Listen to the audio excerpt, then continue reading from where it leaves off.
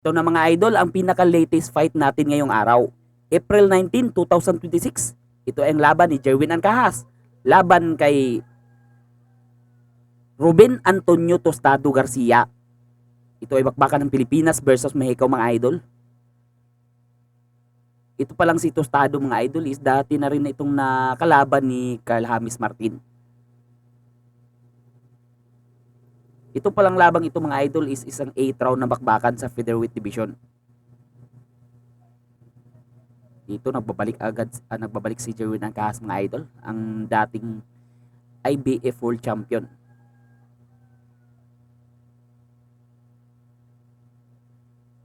Uy, na corner dun si Champ Jerwin.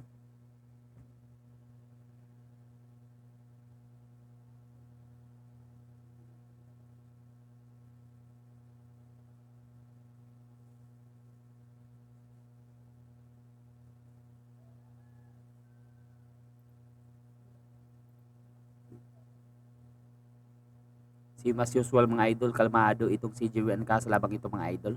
Gaya ng mga laban niya.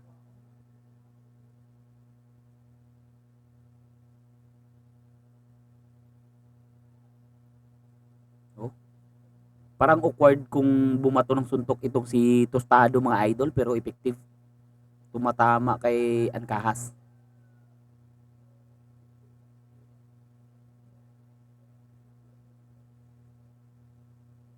Uy, body shot ba Ancahas?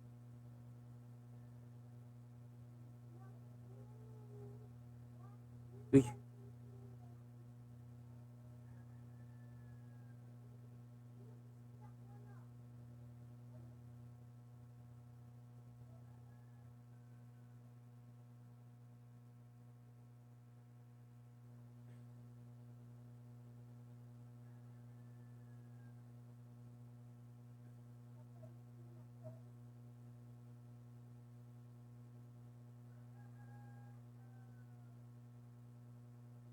aggressor si Tostado sa labang ito mga idol. Siya ang nagdidikta sa laban. Oh, yun! 1-2. Sa pulsa straight mga idol. Lumaga pa kagad.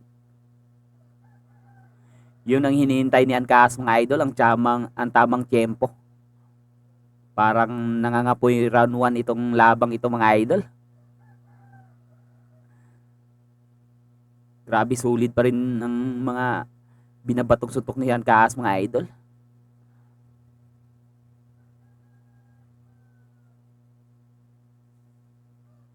15 seconds. Makaya ba kaya to ni Ancahas na tapusin ang labang ito? Yun. Tapos ng laban mga idol. Oh, I mean, tapos ang round 1. Ito na mga idol, round number 2. Na, Nasave by the way si Tostado mga idol. Yun, straight na naman, pumasok mga idol. Pero bahagyang nakabind si Tostado dun kaya hindi buong pwersa ang natanggap niya.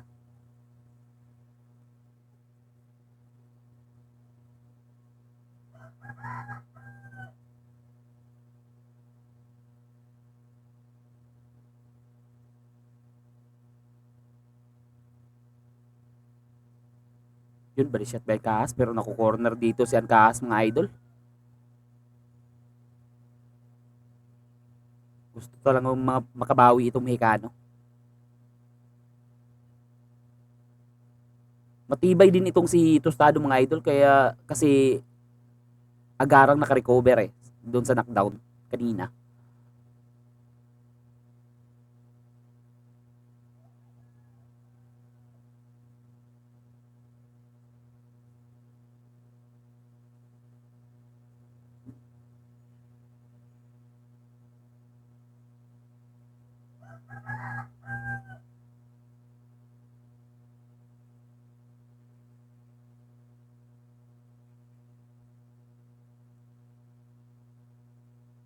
Yun, upper, Ben Kahas, tuntugan.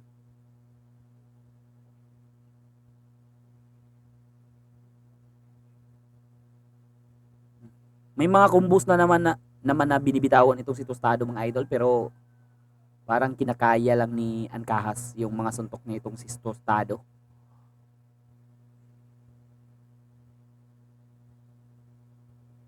Uy, straight. Yun, tumama yung straight mga idol.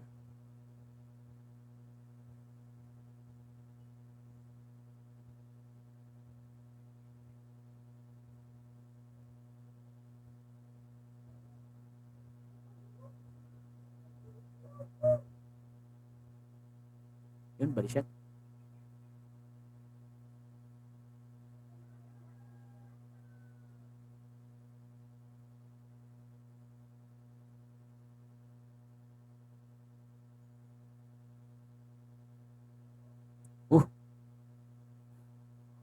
Matibay ang sikmura nitong tostado mga idol. Paulit-ulit na siyang tinamaan ng mga solid na body shot. El examen, Ito na mga idol, round number bueno, también 2. trae recorrido internacional, trae Round number 3 na pala ito campeonatos mga idol. y sobre todo el corazón de los guerreros mexicanos. Eso sí, ni negarlo, Frankie, pero creo que el poder del filipino Yerwin Ancajas se está viendo, ¿no? Cada vez que lo toca se nota siente, que se lo siente. sacude, sí. Se siente, se percibe el olor, se percibe que pues lo está resintiendo el mexicano. Ya nada más su cara nos lo termina de confirmar, ¿no? De sí, creo que sí le está doliendo. La verdad que el filipino se está viendo muy bien. Si este es su regreso, se ve la luz, ¿no? Se ve que está rápido, se ve que trae la reacción y sobre todo un buen ritmo. Aunque aquí ya está visitando una división que no fue donde se coronó campeón del mundo, pues estará, como ya lo mencionábamos, ganando experiencia pues en un tonelaje más arriba, en una división más pesada de la que estaba acostumbrado para posicionarse y por qué no volver a ser campeón del mundo en un futuro. Mira, Frankie, los años, ¿no? Yo creo que también así como uno va madurando, el cuerpo también, y qué bueno que el campeón no haya escuchado a su cuerpo y tome el rumbo natural que debería ser. Tinatad ni Ancajas mga idol, pero baliwala kay tostado. Nada más después ahí a la zona blanda, la zona hepática, eso quieras o no, tiene que doler. Yun, body shot. Tostado está pecando de valiente. Ang tibay ng sikmura nito tostado mga idol. Brutal del filipino. Y como dicen, de valientes están llenos los panteones, así que hay que tener un poco más de cuidado, ¿no? Se está enfrentando a un ex campeón del mundo, creo que ya notó el poder desde el primer round con esa caída, hay que tener un poco más de cuidado y no pecar de valiente. Voy a llamarle la atención ahí Rey Armendáriz por ese golpe bajo, todo está bien, esto va a continuar. Estamos cruzando la mitad del tercer asalto. Esta pelea es pactada a 8 capítulos. Nuevamente la izquierda. Ahí de forma parang tatapusan na dito ni Ancajas mga idol kasi hindi na siya umatras. Que trae Yun. esa esquina roja y trajo su indumentaria roja, se enfrascan sinasabayan na yung na ni Ancajas yung agresyon ni Tostado. Muy cerquita. No queremos cortes, no queremos que algo pues pueda detener este combate que estamos viendo y que nos está regalando acción, sobre todo cuando Yerwin, el Pretty Boy, suelta las manos como lo acabamos de ver en este instante. La verdad que es todo algo sorprendente ver un ex campeón del mundo aquí en Tijuana y sobre todo en esta clase, ¿no? Creo que está haciendo muy bien los tiempos, el ritmo, tiene muy buena oposición, como lo dijiste, se le nota el nivel y que ya también ha tenido... Medyo awkward kasi itong gumalaw si Tostado mga idol eh, kasi, kaya mahirap siyang timingan ni Ancajas. Yun, straight talaga mga idol oh. Nasasapul talaga siya sa straight mga idol. Se va a la lona por segunda ocasión en el combate y creo, me parece, no, me parece matibay din ang may may puso din itong Tostado mga idol eh. Hindi basta-basta sumusuko sa laban. Yun si Bedabel. Ito mga idol, sumuko si Tostado mga idol, hindi na niya kayang ipagpatuloy ang laban mga idol. Panalo si Ancajas mga idol. Sumuko si Tostado. Ancajas, el Pretty Boy, demostrando por qué fue